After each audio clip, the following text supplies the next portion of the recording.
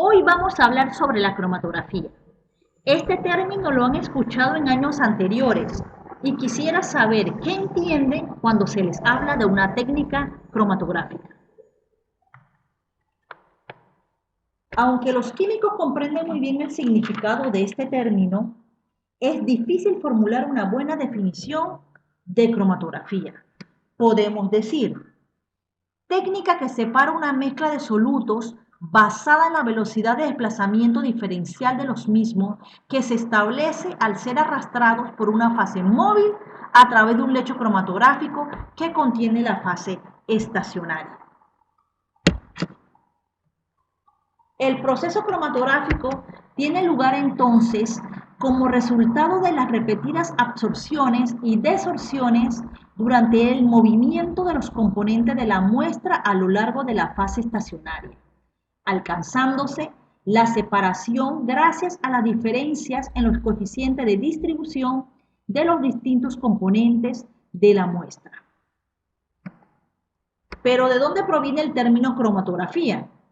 El término cromatografía proviene de los términos griegos croma y grafein, que significan respectivamente color y escribir o registrar. Literalmente sería escritura de color o registro de color. Esta técnica fue empleada originalmente con sustancias coloreadas. Se reconoce al científico Michael Sweet como el que empleó por primera vez en 1906 el término cromatografía. Este botánico ruso logró separar una mezcla de pigmentos de plantas en una columna de carbonato de calcio.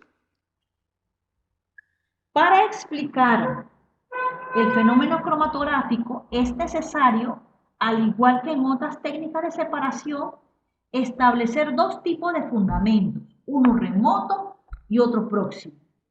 El fundamento remoto se encuentra en alguna o algunas de las propiedades físicas o fisicoquímicas de los analitos. Ejemplo, la solubilidad, la absorción, la volatilidad, la reactividad química o bioquímica. El fundamento próximo se encuentra en el hecho de que es muy improbable que dos especies presenten cuantitativamente el mismo par de propiedades físicas o fisicoquímicas frente a un sistema cromatográfico dado. Por tanto, en estas diferencias, que pueden ser muy pequeñas, se basa la separación cromatográfica. Las dos fases, móvil y estacionaria, se eligen de tal forma que los componentes de la muestra se distribuyen de modo distinto entre la fase móvil y la fase estacionaria. Aquellos componentes que son fuertemente retenidos por la fase estacionaria se mueven lentamente con el flujo de la fase móvil. Por el contrario, los componentes que se unen débilmente a la fase estacionaria se mueven con rapidez. Como consecuencia de la distinta movilidad, los componentes de la muestra se separan en bandas o zonas discretas que pueden analizarse cualitativamente o cuantitativamente. La fase estacionaria puede ser un sólido empaquetado en una columna extendida como una capa o distribuida como una película, o puede ser un gel.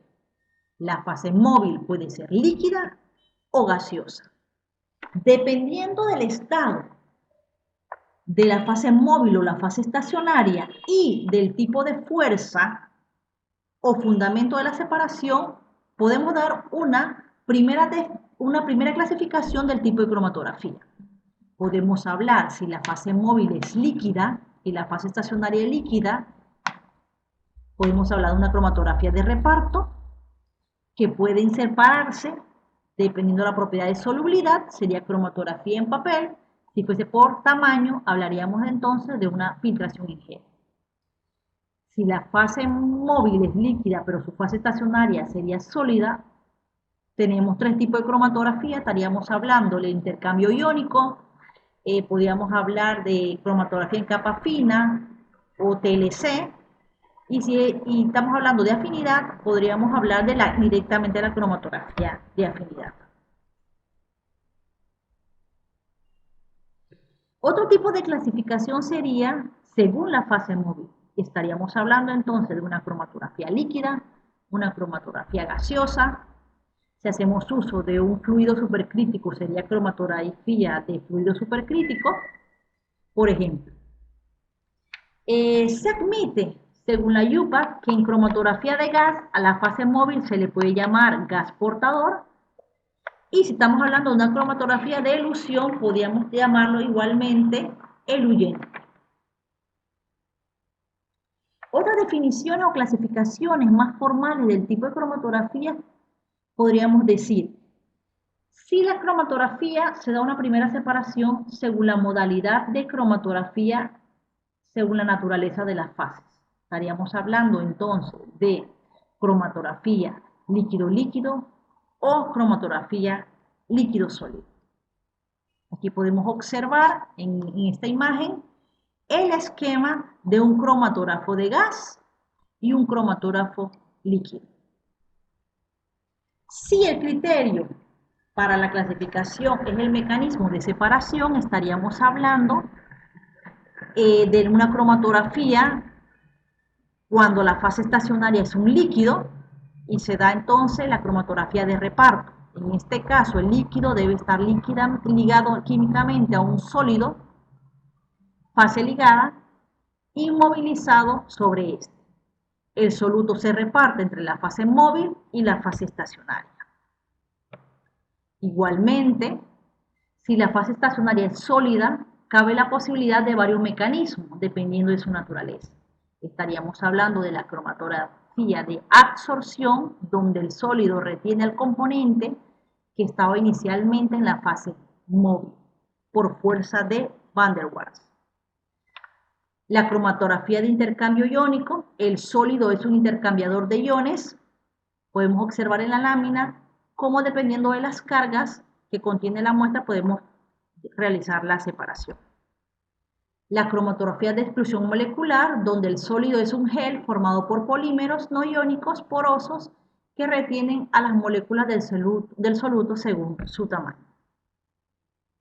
La cromatografía de afinidad, que es un tipo especial de cromatografía de absorción en la que un sólido o soporte inerte tiene inmovilizado un ligando de afinidad que puede ser una enzima, un anticuerpo o una hormona, las cuales son capaces de reconocer o interaccionar con su correspondiente sustrato antígeno o receptor.